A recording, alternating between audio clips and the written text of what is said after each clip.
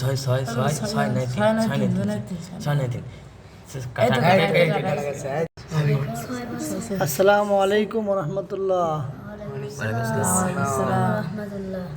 ভাই, এই যে লুডো খেলছেন, আর কতদিন খেলবেন? নামাজ পড়বেন না?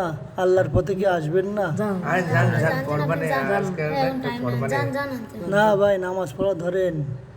একদিন উপরাল্লাহ একদিন ধরবে আপনাদের, একদিন উপরাল্লাহ ধরবে। ইমাম সাহেব তাদেরকে বোঝায় ব্যর্থ হয়ে তিনি ফিরে গেলেন মন খারাপ করে, কিন্তু তারা ইমাম সাহেবের কথা মানল না। পরের দিন আবার ইমাম সাহেব আসলো, দেখি আজ কি হয়। কি শুরু করছে এরা? নামাজ কালামে খবর নেই যে ভাই ভাই কি করে? নামাজ কালাম কি পড়বেন না? একদিন আল্লাহ আপনাদের সব কিছুর বিচার করবে। দ্বিতীয় দিন আবারও ইমাম সাহেব মন খারাপ করে ব্যর্থ হয়ে ফিরে গেলেন, কিন্তু ইমাম সাহেব হাল ছাড়লেন না। পরের দিন আবার আসলেন। এদিন কি হলো? এদিন তো ইমাম সাহেবকে নিয়ে তিরস্কার করা শুরু করলো। সবাই হাসি তামাশা ঠাট্টায় মেতে উঠল। ইমাম সাহেব মন খারাপ করে চোখের পানি ছেড়ে দিয়ে কান্না করতে করতে সেদিন ফিরে গেলেন, আর আল্লাহর কাছে মনে মনে দোয়া করতে থাকলেন, আল্লাহ তুমি তাদেরকে হিদায়াত দাও। এই বলে ইমাম সাহেব পরের দিন আবার আসলো। ইমাম সাহেব আসলো এবং সালাম দিল। তারা সবাই সালামের জবাব দিল এবং ইমাম সাহেব তাদের সকলের সঙ্গে সেদিন মুসাফা করলো।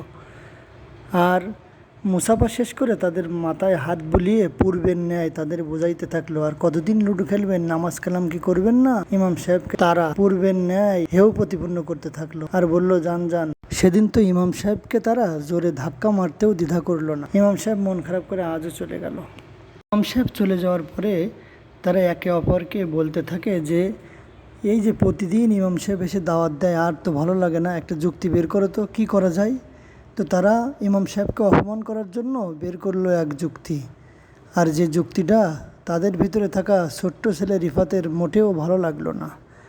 সে সেখান থেকে উঠে গেল এবং বলল, আমার পেটে ব্যথা করছে। এই বলে সে ওখান থেকে চলে যায় এবং দৌড়াতে থাকে। দৌড়াতে দৌড়াতে সে এক পর্যায়ে মসজিদের নিকটবর্তী চলে যায় এবং মসজিদের নিকটবর্তী গিয়ে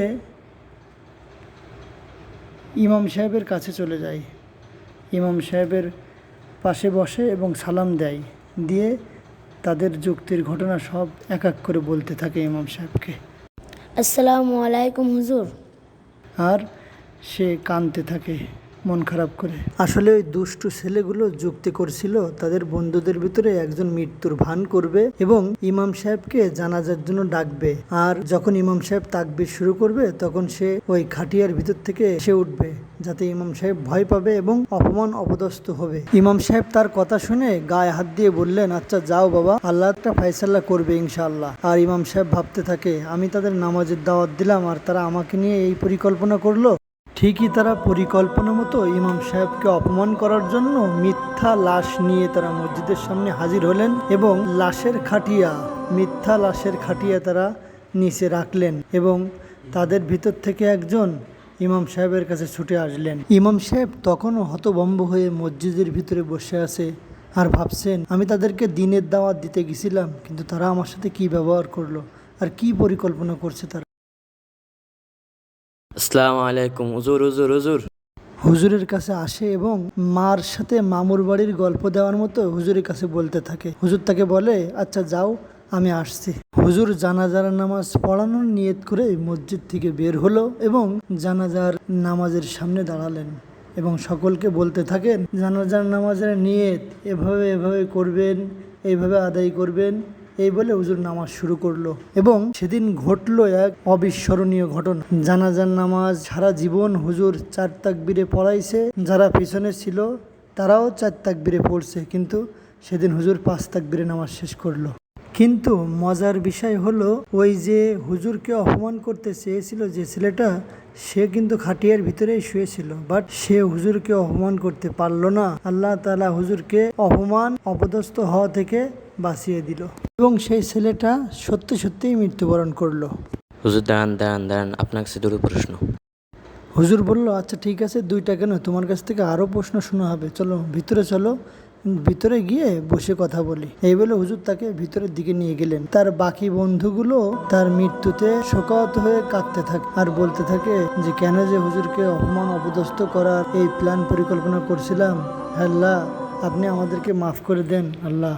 আসলে ভিডিওটা শিক্ষামূলক ছিল। আমরা এখান থেকে কি শিখতে পারি? আমরা এখান থেকে এই ইচ্ছা পোষণ করতে পারি যে আর কখনো কোনোদিন কোনো আলেমকে কষ্ট দিব না, কোনো ইমাম সাহেব, কোনো হুজুরকে সমান অপদস্থ করার চেষ্টা করব না। পারলে চেষ্টা করব নিজে আলেম হওয়ার, না হলে আলেমের বাবা হওয়ার, না হলে আলেমের চাচা হওয়ার, না হলে আলেমের এমন কেউ হওয়ার যেন কিয়ামতের দিন ওই আলেম আমাকে আল্লাহ তাআলার কাছে সুপারিশ করে জান্নাতে নিতে পারে। হুজুর জিদি নিয়ে আসলেন এবং তাকে বসাইলেন। বসায় তাকে বুঝাইতে থাকলেন, আসলে তোমরা যে আমাকে অপমান অপদস্থ লাঞ্ছিত বঞ্চিত করতে চাইছিলে, আল্লাহ তাআলা যে কোনো মাধ্যমে সেটা আমার কানে খবর পৌঁছাই দিছে। হুজুর এই কথা বলতে বলতে তাদের বন্ধুরা এক এক করে সবাই হুজুরের সামনে এসে হাজির হইল এবং হুজুর বলতে থাকে, তুমি যে 2টা প্রশ্ন করছিলে যে হুজুর জানাজার নামাজ 5 তাকবীরে পড়লেন কেন, সারা জীবন তো 4 তাকবীরে পড়ছি। 1 নম্বর প্রশ্ন।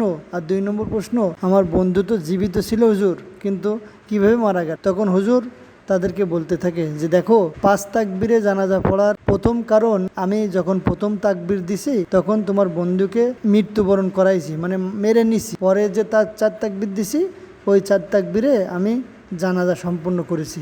ঠিক আছে, তাহলে যাও আর হুজুরদের সাথে এমন সম্পর্ক রাখবে যেন কিয়ামতের দিন ওই হুজুর সুপারিশ করে তোমাদেরকে জান্নাতে নিতে পারে। আবার খেয়াল রাখবে, সব হুজুরের সাথে না, কিন্তু কোন হুজুর ভালো কোন হুজুর মন্দ এটা তো বোঝার বোধ শক্তি ক্ষমতা তোমাদের আছে, সেটা বুঝে সুঝেই করবে ইনশাআল্লাহ।